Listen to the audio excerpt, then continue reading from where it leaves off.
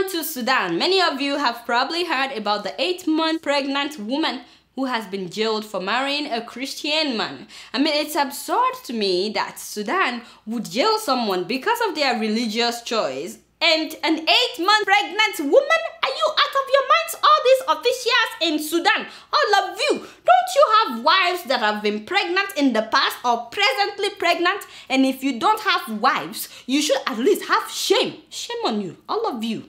Put a pregnant woman, 8-month-old pregnant, in prison. This beautiful 27-year-old woman has been in prison since the 15th of this month. And her baby is due on the 1st of June. You see, that means that she could go into labor anytime, any day. And not only is she in prison, they're not letting her husband take care of their first child, a 1.5-year-old son. They said because the father is a Christian, they won't let him see the son. So the son is also in prison with the mother. And guess what? This woman is shackled to the floor inside the cell. The husband said that her ankles are bleeding, her legs are swollen up, and she's not given any medical attention. How cruel can you be? This just makes me, Sudan, why is it that you don't have any good reputation whatsoever? And do you know that they refuse to acknowledge her wedding just because it's a Christian wedding? So according to them, she has committed adultery because she had a son out of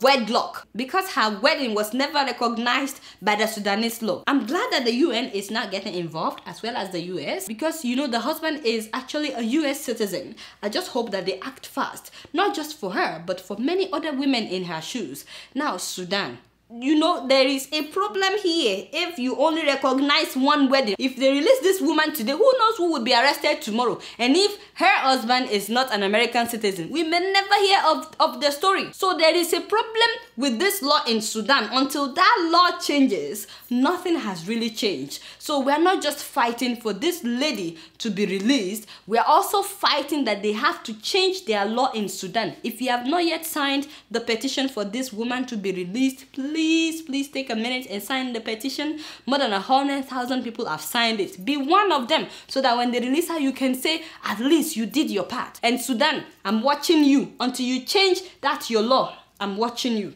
Guess what? I'm just keeping it real.